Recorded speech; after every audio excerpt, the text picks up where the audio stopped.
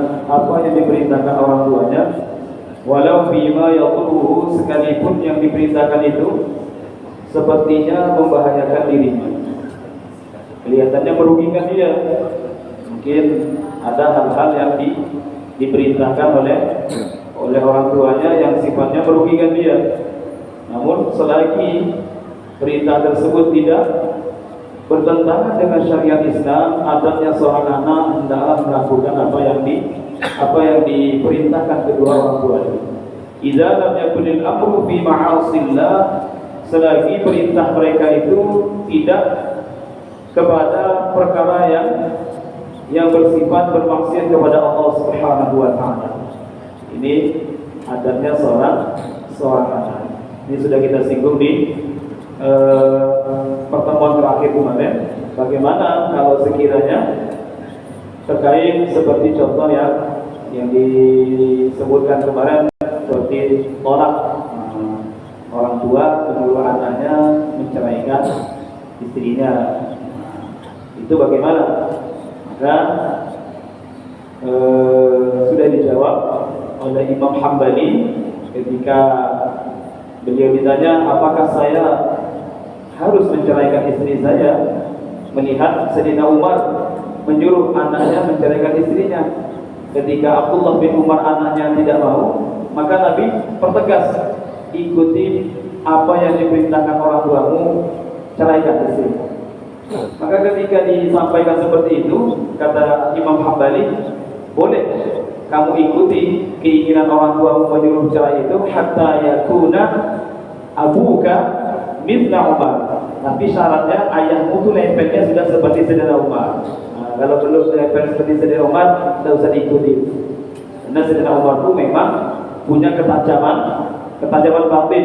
Memang beliau ini punya kekuatan yang memang diberikan oleh Allah, urusan ketajaman lisan dan hati. Itu memang Sayyidina Umar sangat dikenal. Beliau ini termasuk sahabat yang paling hati-hati, yaitu Sayyidina Umar. Sehingga pernah dalam satu kesempatan ketika tawanan perang yang saat itu, tawanan perang Badar, kalau tidak salah, itu Sayyidina Umar punya usulan. Kata beliau, ya sudah, tawanan ini dibunuh saja semuanya. Nah, beda dengan Abu Bakar, sifat syafaqahnya itu, sayang dengan umat itu tinggi. Kata beliau, tidak usah, jangan dibunuh, diambil saja tebusan, yang mampu baca, nulis, itu kalau mereka tidak punya duit, mereka menebus dirinya dengan mengajari anak-anak orang Islam untuk bisa baca tulis. Nah, kalau sudah bisa baca tulis, mereka bebas. Padahal ternyata yang sesuai dengan yang dikehendaki Allah Subhanahu wa taala itu usulnya Sayyidina Umar, yaitu dengan dibunuh. Nah, dibunuh. Nah, di situ menunjukkan bahwasanya memang ketajaman kekuatan batinnya Sayyidina Umar ini memang teruji. Sehingga ada ulama menyebutkan kalau di kalangan para sahabat itu pendapat yang paling hati-hati itu adalah Sayyidina Umar, itu paling hati-hati. Nah, kalau di kalangan ulama siapa? Kalau di kalangan ulama itu Imam Ghazali. Kata para ulama itu, kalau kamu ingin mengambil satu hukum, ambillah pendapatnya Imam Ghazali. Karena Imam Ghazali itu tingkat kehati-hatiannya di kalangan di antara para ulama seperti halnya Umar di antara para sahabat. Jadi Imam Ghazali itu memang luar biasa kehati-hatian dalam urusan hukum itu luar biasa. Nah, makanya kitab beliau yang paling monumental itu adalah kitab Ihya Ulumuddin. Itu kitab yang luar biasa. Saking itu dipuji oleh para ulama, sekiranya tidak ada Quran untuk membimbing umat ini, maka Ihya Ulumuddin cukup membimbing umat ini. Sakingnya dahsyatnya Imam Ghazali, Imam Al-Ghazali. Nah, kata Imam Hambali, kalau ayahmu seperti Umar, ya silakan ceraikan. Tapi kalau belum, tidak usah. Apalagi kalau hanya sebabnya itu bukan karena sebab syariat.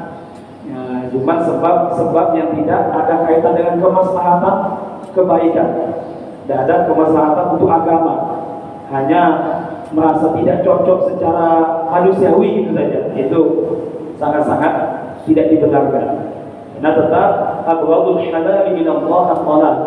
Perkara halal yang paling dibenci Allah itu adalah perceraian. Maka selagi bisa dipertahankan, pertahankan. Namun jangan punya pandangan kalau memang sudah ditakdirkan Allah berpisah, ya sudah, itulah yang terbaik. Jangan punya pandangan katanya perceraian itu paling dibenci. Berarti kalau orang terjadi ditakdirkan oleh Allah itu jelek, belum tentu, belum tentu. Di kalangan para sahabat saja pernah terjadi. Jangankan orang biasa, wali sama wali. Siapa mereka? Yaitu Sayyidina Zaid bin Harithah dengan Sayyidah Sayyidah. Kurang wali apa itu? Sahabat. Satunya sahabat laki-laki, satunya sahabiah perempuan. Ternyata tidak berjodoh, cerai. Apalagi orang biasa. Kalau memang sudah ditakdirkan Allah, ya sudah. Kalau memang sudah tidak bisa dipertahankan. Tetapi kalau selagi masih bisa dipertahankan, dipertahankan. Tapi jangan jadi langsung menganggap orang kalau terjadi itu langsung jelek, belum tentu. Belum tentu. Mungkin itulah yang terbaik. Mungkin itulah yang terbaik. Nah, ini selagi perintah orang tua itu tidak bersifat maksiat kepada Allah, sekalipun kelihatan yang merugikan dia, maka hendaklah dia menunaikannya. Warabi'u, adab yang keempat, alla yamshiya amamahuma ta'atuban 'alaihima bal yamshi bi izaihima aw khalfahuma. Yang keempat, adabnya seorang anak kepada orang tua, kata beliau, hendaklah jangan berjalan di hadapan orang tua. Alla yamshiya amamahuma, jangan berjalan di hadapan orang tua. Kalau berjalan dengan orang tua nih, hendaklah kita ini jangan di depan dia, kecuali di samping atau di belakang. Itu, jangan sampai di depan. Ini termasuk adab yang kurang. Karena bentuk memuliakan orang tua kalau berjalan, hendaklah berjalan itu mereka di depan, kita di belakang. Nah, kita di belakang sebagai bukti memuliakannya. Fa'in masya'ama mahumma bi'amrin iqtadahul hal fala ba'sa hina idzin. Tetapi kalau memang keadaan yang menuntut untuk memang kita di depan, itu tidak masalah. Contoh, mungkin jalannya tuh agak licin gitu, kita nuntut dia supaya tidak kepleset. Nah, itu kan mau tidak mau kita di depan tuh, memang keadaan yang menuntut, itu tidak masalah. Itu sudah dikatakan tidak beradab.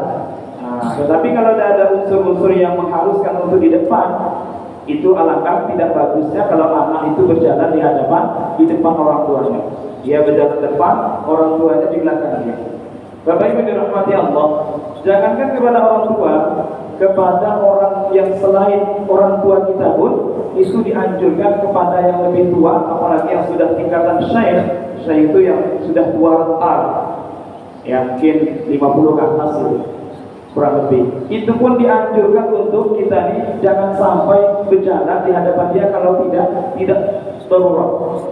Sebagaimana kisah dalam kitab Usfuriyah, Sayyidina Ali itu pernah mau sembahyang subuh berjamaah cepat-cepat karena sudah iqamah. Ketika cepat-cepat, aduh, kebetulan ada kakek-kakek Asy-Syekhul Fani sudah keluar jalannya menang. Kata Sayyidina Ali, wah ini orang tua. Akhirnya karena beliau memuliakan orang tua itu, fata'akhkhar Aliyun ikraman lahu. Sayyidina Ali tidak mau mendahului demi menjaga kehormatan memuliakan orang tua itu. Nah, ketika berjalan tenang, ketika mau dekat masjid, ketika mau mendekati masjid, yang orang tua tadi tidak masuk masjid ya, rupanya belok dia. Maka sadar Sayyidina, oh bukan orang Islam, orang Nasrani ternyata, orang Nasrani. Nah, ketika itu Bapak Ibu dirahmati Allah, Nabi Muhammad mengimami sholat subuh itu sudah mau selesai rakaat kedua. Tapi yang anehnya ketika rukuk kedua itu lama sekali, sampai 2 kali lipat lebih lama. Maka ketika itu Sayyidina Ali bisa ikut sholat subuh, ikut berjamaah. Nah, ketika Nabi selesai, kita tanya, ya Rasulullah, tumben kok tadi rukuk yang rakaat kedua agak lama. Ya, aku udah tahu juga. Aku ditahan oleh Jibril dengan sayapnya. Punggungku itu ditahan gitu. Akhirnya aku udah bisa bangkit. Maka ketika selesai tanya ke Jibril, Jibril datang. Kata Jibril, wahai Rasulullah, tadi itu Sayyidina Ali karramallahu wajhah, dia ingin cepat menuju ke masjid salat berjamaah bersama kau, tetapi tertahan. Dia tidak mau mendahului seorang kakek-kakek di depan dia. Dan kakek itu adalah seorang Nasrani. Seorang Nasrani. Maka karena Sayyidina Ali ingin sekali jangan sampai ketinggalan berjamaah bersama Nabi, akhirnya aku tahan kau supaya menunggu Ali. Menunggu Ali. Nah, ternyata yang lebih menariknya lagi Bapak Ibu, itu bukan hanya baginda Nabi yang ditahan. Ternyata malaikat Mikail pun diperintahkan oleh Allah menahan geraknya matahari supaya jangan terbit habis waktu subuh.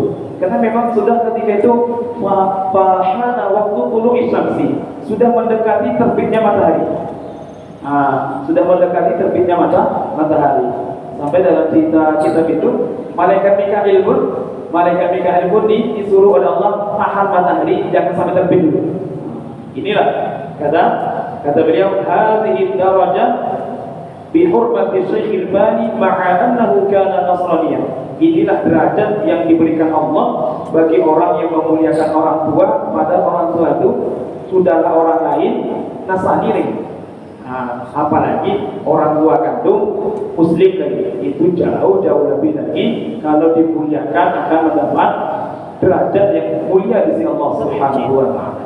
Dulu saya pernah ingat guru kita Habib Bori menyampaikan, antum semua yang muda-muda kalau ingin umurnya panjang, muliakan orang tua, walaupun bukan orang tua kandung, walaupun bukan orang tua.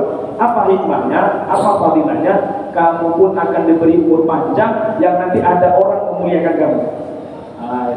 Contohnya itu, salah satu memuliakan, jangan melewati orang tua kalau memang tidak mendesak. Biarkan dia berjalan dulu, kita di belakang saja. Jangan menyadip kalau memang tidak mendesak. Sebisa mungkin dimuliakan, sebisa mungkin dimuliakan. Kata beliau, kalau antum memuliakan orang tua yang sudah sepuh, 60, 70, nanti antum pun umurnya dipanjangkan Allah akan kirim orang juga untuk membalas itu, yang akan menuntut dan memuliakan kamu. Jadi termasuk upaya ya semacam amalan untuk memanjangkan umur itu, harus memuliakan orang yang diberi panjang umurnya oleh Allah. Nah, ini orang lain, sudahlah orang lain, kemudian Nasrani lagi, itu saja diberikan kemuliaan, apalagi kalau orang tua sendiri. Wal khamisu, dan yang kelima, alla yarfa'a sautahum fawqa aswatihima. Nah, ini yang paling kuat ini. Adab yang paling kuat, kata Imam Romli. Yang kelima, adab seorang anak jangan sampai dia mengeraskan suaranya melebihi suara orang tuanya ketika dia di hadapan orang tuanya. Kalau ngomong itu jangan lebih tinggi suara dia ketimbang suara orang tuanya kalau bicara. Hendaknya volumenya kalau orang tuanya 70, dia harus 50 atau 60. Tidak boleh melebihi. Ataupun setara, jangan sampai lebih. Yang lebih baik di bawah. Nah, kata beliau, al-hada aukadul adab, dan ini merupakan adab yang paling kuat. Kama qala Ar-Ramli fi Umdatul Rabi, sebagaimana yang disebutkan Imam Rabi dalam kitab Umdatul Rabi. Kenapa Bapak Ibu ini rahmati Allah? Karena urusan berbicara dengan orang tua ini langsung tegas Allah menyebutkan dalam surah Al-Isra.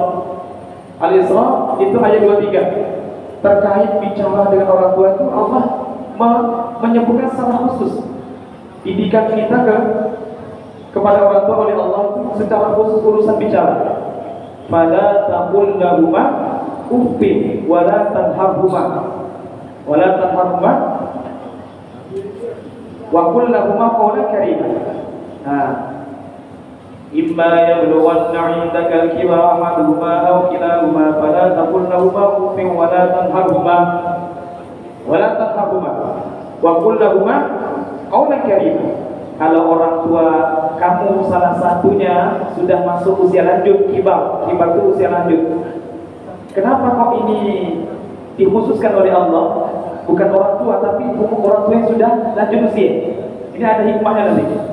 Maka kata Allah, imma yablughanna 'indaka kibara ahaduhuma aw kilahuma, kalau salah satu atau dua-duanya orang tua sudah masuk usia lanjut, fala taqul lahum uffin, maka jangan sekali-kali mengatakan itu ucapan semacam pokoknya apa saja yang sifatnya enggak suka gitu.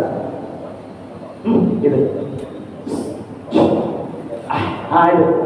Pokoknya ungkapan-ungkapan yang walaupun tidak berupa huruf, tapi berupa keluar suara yang terkesan jengkel dengan orang tua.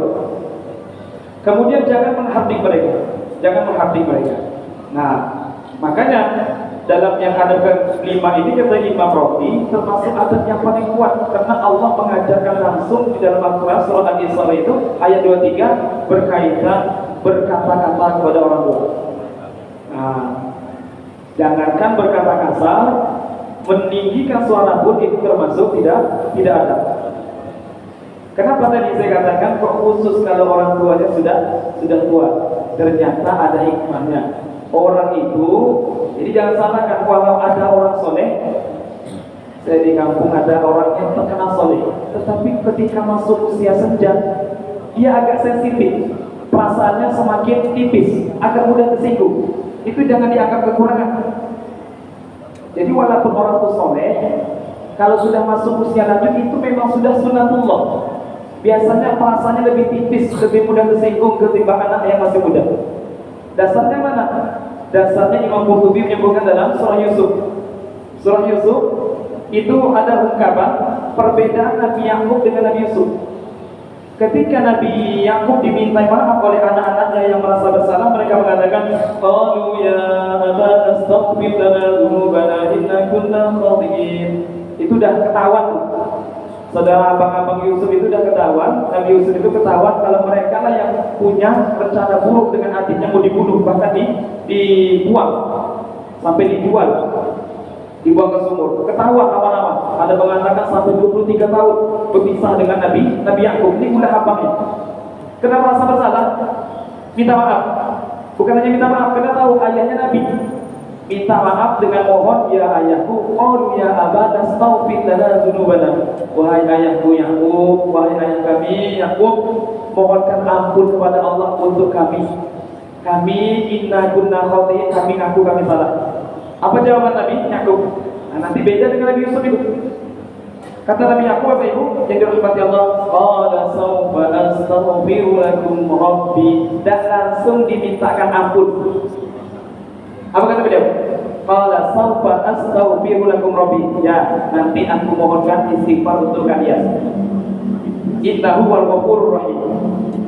Dan langsung diberikan, dan langsung minta ampun kepada Allah untuk anak-anaknya yang bersalah, yang sudah kecewakan Nabi Yakub. Beda hanya dengan Nabi Yusuf. Ketika Nabi Yusuf juga sedih lah, dizolimi. Bayangkan, dipisahkan oleh abangnya dari ayah kandung dengan keluarganya. 23 tahun dari kecil sampai besar, dibuang ke sumur. Siapa yang sakit hati? Kalau normalnya manusia kan sakit hati. Nah, jahat betul abangnya. Sampai ada yang satu itu mau dibunuh. Uqtulu Yusuf awilquhu fi wayabatil jub. Bunuh saja Yusuf itu. Nah, ini saking ganasnya saudara Nabi Yusuf. Nah, dibunuhnya adiknya. Tidak tanggung. Saking jengkel dengan Nabi Yusuf karena merasa Nabi Yakub lebih sayang Nabi Yusuf. Sampai tingkatan. Tapi ada abangnya yang paling tua katakan, "Qala qailu minhum la taqulu Yusuf." Jangan, tidak usah dibunuh. Dibuang aja. Tidak sampai hati juga. Ada yang paling tua dan sampai hati. Dan sampai hati untuk membunuh Yusuf. Tapi sebagian sudah ada berencana membunuh Yusuf. Nah, itu Bapak Ibu dirahmati Allah, ketika berjalannya waktu akhirnya ketahuan keadaan berubah, justru mereka butuh dengan Nabi Yusuf untuk minta perbekalan makanan karena musim kemarau, paceklik. Nah, ketika itu ketahuan Nabi Yusuf sudah mengaku kalau beliau itu adalah saudara mereka. Maka apa kata saudaranya? Minta maaf. Qalu tallahi laqad asraqallahu alaina wa in kunna laqawin. Wahai saudaraku Yusuf, adik kami, benar-benar Allah telah memuliakan engkau melebihi kami. Kami ngaku kami salah, kami bersalah. Kamilah yang menyebabkan engkau terbuang dari kampung Kan'an ke Mesir. Kami minta maaf. Nabi Yusuf masih muda, langsung cepat memaafkan. Apa kata beliau? Qala la tasriba 'alaikumul yawm yaghfirullahu lakum wa huwa arhamur rahimin. Tidak apa-apa. Hari ini abang-abangku kalian tidak jadi celah. Mudah-mudahan Allah mengampuni kesalahan kalian, karena Allah itu Maha Pengasih di antara yang kasih. Maka Imam Qurtubi mengatakan, talabul hawaiji minan talabul hawaiji minasyababi ashalu minhu minasyuyukh. Ini menunjukkan minta maaf dengan orang tua itu lebih berat daripada minta maaf dengan anak muda. Atau sebaliknya, minta maaf kepada anak muda jauh lebih mudah daripada minta maaf dengan orang yang sudah tua. Kenapa? Orang tua itu perasaannya lebih tipis, lebih kuat tersinggung gitu. Jadi makanya dalam Quran tadi yang masalah jangan katakan kata-kata atau hati mereka itu khusus Allah menerangkan ketika sudah tua. Karena kalau tua itu dikit aja ngomong itu langsung mudah gitu. Maka lebih hati-hati lagi engkau dalam urusan berkata-kata kepada orang tua kalau sudah masuk usia senja. Karena mereka itu perasaannya lebih tipis, lebih cepat tersinggung. Karena kalau mereka sudah sakit hati akan membahayakan kalian. Membahayakan kalian. Nah ini hikmahnya. Makanya nanti kalau ada orang soleh, orang taat, kok tiba-tiba makin tua agak mudah tersinggung. Maklum aja. Jangankan kita, Nabi Yakub itu nabi itu. Nabi Yakub nabi, tapi manusiawinya seperti itu. Dimintai maaf sama anaknya dan langsung memintakan ampun kepada Allah. Tetapi Nabi Yusuf, saudaranya yang masih muda, langsung segera. Dulu kita dijelaskan oleh Gus Yusuf Al-Bakir, beliau menerangkan seperti itu, menunjukkan orang tua itu kalau makin tua dia hatinya makin tipis, lebih mudah cepat tersinggung. Maka hati-hati betul kalau sudah tua. Apalagi kalau kadang tuh mulutnya kadang lepas saja biasanya. Kalau udah tua tuh agak tak kontrol lagi. Itu maklum tuh manusiawi. Justru disitulah memang tantangan seorang anak. Makanya Allah tegaskan secara khusus, imma yablughanna 'indakal kibara ahaduhuma. Kalau sudah sampai usia tua, salah satu atau kedua orang tua kalian, hati-hati dalam berkata. Karena memang kalau sudah tua itu agak lebih mujahadah, lebih susah. Wasabi'u yang keenam, ayyulabbiya da'watahuma ayyujibu nida'ahuma bijawabin layyin yadullu ala ta'zimihima. Adab yang keenam, kata beliau, hendaklah menyambut seruan mereka. Kalau mereka manggil disahut, dijawab, dan jawabnya dengan bijawabin layyin, dengan jawaban yang lemah lembut.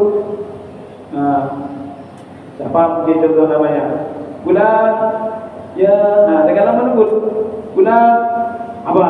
Itu kasar. Jawab dulu, tadi kasar, itu sudah dibenarkan. Atau dan jawab sama sekali. Dengar-dengar, karena malas jawab panggilan orang tuanya, didiamkan saja. Ini termasuk suhul adab, bisa dikatakan durhak. Bapak Ibu dirahmati Allah, bahkan sampai tingkatan Imam Al-Bajuri menyebutkan dalam kitabnya itu, bahwasanya sampai tingkatan kalau kita dalam sholat dipanggil orang tua, maka ada dua keadaan hukumnya. Ini lagi bayang di rumah mungkin bayang Allahu Akbar, udah masuk sholat. Maka dipandang oleh ulama kalau dipanggil orang tuanya, kalau sholat fardu tetap haram, membatalkan, tidak boleh dijawab walaupun tersinggung. Ini sepakat, ini pendapat Imam Bajuri. Karena salat fardu itu kewajiban Allah. Menyambut jawaban orang tua juga kewajiban. Tapi Allah tetap lebih didahulukan karena urusan yang wajib. Sudah sembahyang maghrib ini dipanggil, mungkin sholat di rumah dipanggil sama emaknya, ayahnya, ibunya atau bapaknya. Maka kalau untuk sholat fardu, kata Imam Bajuri, wa ijabatul walidaini haramun fil fardhi li'anna qat'ahu haram. Menjawab panggilan kedua orang tua hukumnya haram dalam salat fardu karena itu bisa membatalkan salatnya. Jadi batalkan salat fardu secara sengaja haram, baik nyambut jawaban seruan orang tua ataupun sebab lain. Bayang deh, sudah takbir Allahu Akbar, berbunyi HP dia, dibatalkan yang haram kalau salat fardu. Tapi bagaimana kalau salat sunnah? Nah, jaizatun bin nafli. Tetapi kalau salat sunnah itu boleh jawab kalau dipanggil orang tuanya. Berarti batal salatnya sudah, tidak apa-apa. Itu diperbolehkan. Tapi tidak wajib hukumnya. Kalau menurut Imam Bajuri ini di sini ibaratnya itu jaizatun bin nafli, boleh dibatalkan salat sunnah untuk menjawab panggilan orang tua. Bahkan kata beliau, sumanin syaqqa alaihi ma'adahu adamahuma, bahkan kalau diyakini kalau tidak dijawab nanti hatinya tersinggung, bisa berabe gitu dia kata, atau apalah, pokoknya bisa membuat hati mereka sakit hati gara-gara kita jawab. Fal aula al ijabatu wa tabatul biha, maka yang lebih utama dijawab. Ini babnya lebih utama, bukan wajib kalau melihat redaksi atau ibarat kitab ini. Makanya ada kisah Nabi yang cerita. Ada kisah namanya Juraij. Ini tidak asing lagi mungkin. Juraij ini jim ra ya jim. Juraij ini dulu hidup di zaman Bani Israel. Yang cerita Nabi Muhammad dalam Sahih Muslim. Itu Nabi menceritakan salah satu bayi yang diberikan kemampuan bicara oleh Allah, salah satunya bayi yang hidup di zaman Juraij ahli ibadah. Juraij ini Bapak Ibu ahli ibadah di kalangan Bani Israel. Saking ahli ibadahnya punya satu tempat khusus. Soma'ah itu apa namanya? Biara ya. Tempat khusus ibadah dia. Sembahyang aja kerjanya. Satu ketika datang ibunya manggil Juraij. Dia kena sibuk sembahyang, kebetulan kena sembahyang, langsung di hatinya. Ini salat sunnah. Allahumma ya Allah, salati wa ummi. Ini salatku besar atau jawab ibu. Jadi jawab sama dia, diteruskan. Balik ibunya, mulai agak kecewa. Datang hari kedua, karena dia sibuk salat, dipanggil lagi, dan dijawab lagi. Apa gelisah dia? Ya Allah, salati wa ummi. Ini salatku dilanjutkan atau ibuku nih? Kebetulan hari ketiga gitu lagi. Kecewa, ibunya sakit hati. Apa kata ibunya? Allahumma la tubidhu hatta turiyahu wujuhal mumisat. Ya Allah, anakku Juraij sibuk sembahyang aja dia kerjanya. Aku panggil tak jawab dia, sakit hati ini. Ya Allah, jangan kau matikan Juraij kecuali kau tampakkan pertemukan dengan pelacur. Jadi maknya ini agak kurang bagus juga nih. Doanya doa buruk untuk anaknya. Saking dengkelnya doa buruk. Ternyata betul. Di zaman itu Nabi menceritakan di zaman Bani Israel ada satu wanita yang terkenal cantik, tapi maaf cakap itu wanita kurang bagus. Dia pelacur lah. Maka ada yang nanya, kamu punya nyanyi tak? Kami ini di tengah masyarakat kami ini itu terkenal satu orang Juraij. Dia itu sibuk ibadah di tempat ibadahnya itu. Kamu kalau memang hebat bisa goda dia, kami kasih upah. Oh iya, bisa, gampang aja tuh jatuhkan semangatnya Juraij. Akan saya celakakan dia, akan saya goda dia. Datang dia Bapak Ibu, si pelacur ini masuk dia ke tempat ibadahnya Juraij, langsung dia melepas pakaian. Digodanya Juraij dengan ketaatan dia itu betul-betul tawajuh, dan diniat sedikit pun. Malu itu, tersinggung tuh perempuan itu. Sudah menggoda, ternyata tidak diterima, ditolak. Akhirnya kecewa dia, karena gagal. Pergi dari tempat ibadah itu, dia bermaksiat. Dia berhubungan dengan tukang penggembala domba, Ra'il Ghanam, penggembala domba. Bermaksiat di situ. Ketika sudah bermaksiat beberapa bulan, dia mengandung 9 bulan lahir. Dia masih sakit hati dengan Juraij karena gagal, tidak dapat upah, karena tidak berhasil misi dia menjatuhkan, menghancurkan Juraij. Maka dia bawa anaknya, langsung dia bilang ke orang-orang, wahai Bani Israel, tahukah kalian Juraij yang menurut kalian ahli ibadah itu sebenarnya dia itu adalah orang pembohong. Dia itu sebenarnya orang yang bukan ahli ibadah, dia itu pelaku maksiat. Ini buktinya kalau tidak percaya. Ini anak yang kubawa, aku gendong ini, yang baru lahir ini hasil aku berhubungan dengan dia. Heboh itu. Orang setempat, inilah salahnya, terlalu cepat menerima berita itu dengan mentah-mentah. Diterima emosi masyarakat. Ternyata Juraid itu hanya penipu, berselubung dengan ketaatan pada dia itu tukang pezina. Maka mereka ramai-ramai Bapak Ibu sekalian itu mau manggil Juraid, suruh turun paksa. Juraid turun. Kamu ini tukang maksiat ternyata. Kelihatannya saja ahli ibadah. Turun kamu. Akhirnya turun Juraid, mereka masih emosi, dibakar itu tempat ibadah Juraid. Habis. Maka Juraid ini tetap tawajuh dengan Allah. Ya. Maka Juraid mengatakan, aku tidak berzina dan ini anak bukan anakku. Orang ini dia mengaku sebagai anaknya, tidak ada yang pernah berhubungan dengan dia, kata perempuan ini kecuali sama kamu. Maka kata Juraid, disentuh anak kecil. Baik, kalau kalian ingin bukti, tunggu sebentar. Izinkan saya sholat dia menghadap Allah, minta pertolongan di suasana genting, dicorek nama baik Juraid. Maka ketika itu disentuh tuh perutnya anak kecil itu, langsung mengatakan, man abuka, ya walad, siapa ayahmu sebenarnya? Langsung bicara tuh bayi baru lahir. Abi ra'il ghanam, ayahku sesungguhnya tukang penggembala kambing. Langsung heboh. Baru sadar masyarakatnya, kalau ini tidak mungkin, ini kalau tidak dari Allah, anak baru lahir sudah bisa bicara, pasti Allah yang menggerakkan dia ini. Maka kata Juraid, saksikan, anak ini sendiri mengaku bahwasanya dia bukan anakku. Malu itu pelacur itu, dan dia baru menyadari dan ngaku, memang betul. Yang berlaku serong sama dia itu adalah penggembala kambing. Nah ini Bapak Ibu dirahmati Allah. Ibu Juraid jengkel, doanya tidak baik. Tapi sebenarnya dulu kita dijelaskan oleh seorang penjelas hadis itu, namanya Maulana Mahmud, kata beliau, ini tetap tindakan Juraid itu benar. Ketika dia tetap sungguh-sungguh taat pada Allah, dia ditolong Allah. Walaupun kena musibah. Kenapa? Karena ulah ibunya sendiri. Ibunya mendoakan keburukan. Ibunya mendoakan keburukan. Sebenarnya Bapak Ibu dirahmati Allah, hendaknya bagi orang tua, walaupun sejengkel-jengkel dengan anak, janganlah sampai mendoakan keburukan. Kita kadang dengar cerita paling gundang. Wallahu a'lam. Allah yang tahu kebenaran, apakah benar atau tidak. Yang jelas itu ada pelajaran. Sebenarnya pelajarannya ada dua.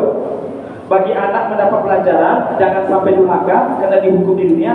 Tapi bagi orang tua juga ada pelajaran, kata guru kita. Apa itu? Sebenarnya tindakan ibu yang menikundang itu sungguh tidak tepat, kurang bagus. Karena dia nyumpah anaknya, mendoakan keburukan. Akhirnya dijawab oleh Allah. Kalau sudah jadi bantu, apa gunanya lagi? Coba seperti cerita yang masyhur yang beredar sekarang ini.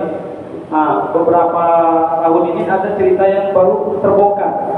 Imam besar Masjidil Haram Abdul Rahman Sudais itu diantara penyebab beliau dipilih Allah menjadi imam besar itu ketika ada lontaran kata-kata ibunya yang sangat marah itu dengan kata-kata yang baik. Mana lagi menghidangkan makanan untuk tamu, Abdul Rahman Sudais bawa pasir dari luar ditabur-taburkan. Sakit hati, kamu mau datang makanan sudah siap, anak kecil ini main-main pasir ditaburkan. Tapi ibunya paham. Apa kata dia? Idhab keluar kamu dari rumah ini. Allahumma ja'alhu imam al-haramain. Ya Allah, jadikan anak ini imam Masjidil Haram. Beberapa tahun betul dipilih Allah. Ini pas ungkapan ibu yang lagi jengkel itu, mungkin hatinya itu memang pas kebetulan diterima oleh Allah. Akhirnya diijabah. Kan alangkah lebih baik daripada disumpah. Kalau jadi batu apalagi gunanya? Tidak ada faedah untuk ibunya, sama sekali tidak ada faedah. Tapi kalau didoakan kebaikan, akhirnya malah dapat kebaikan. Maka Nabi pernah bersabda dalam riwayat Imam Abu Daud, la tad'u ala anfusikum wa la tad'u ala auladikum, la tuwafiqu minallahi sa'atan tajid fiha Allah wa yastajibu lakum. Jangan mendoakan keburukan untuk kalian dan jangan mendoakan keburukan untuk kalian. Bahkan hanya dengan kata-kata sekalipun, bisa saja saat berkata-kata itu waktu Allah menerima ucapan kalian sehingga dikabulkan seperti apa yang kalian ucapkan. Nah, ini biasa terjadi di orang tua. Kalau sangat emosi itu kadang susah kontrol. Masya Allah, itu yang diungkapkan tuh daftar nama-nama hewan itu keluar semua itu. Akhirnya anaknya bukan jadi baik. Anaknya bukan jadi baik. Ini pelajaran untuk orang tua dan juga untuk anak. Maka salah satunya adalah kalau dipanggil orang tua dalam keadaan sesibuk apapun dalam menjawab. Hatta dalam salat kecuali salat fardu. Bapak Ibu dirahmati Allah Subhanahu wa taala, mudah-mudahan sedikit ini bisa memberikan kemanfaatan untuk kita semua. Kita tutup dan tasbih kafaratul majlis. Subhanallah wa bihamdihi, subhanallahi wa bihamdika, asyhadu an la ilaha illa anta, astaghfiruka wa atubu ilaik. Bismillahirrahmanirrahim. Alhamdulillahi rabbil alamin, wassalatu wassalamu ala asyrofil anbiya'i wal mursalin, sayyidina wa maulana Muhammadin wa ala alihi wa sahbihi ajma'in. اللهم انفعنا بما علمتنا وعلمنا ما ينفعنا وزدنا علما. الحمد لله على كل حال ونعوذ بالله من حال اهل النار. وصلى الله على سيدنا محمد وعلى اله وصحبه وبارك وسلم. الحمد لله رب العالمين. السلام عليكم ورحمه الله وبركاته.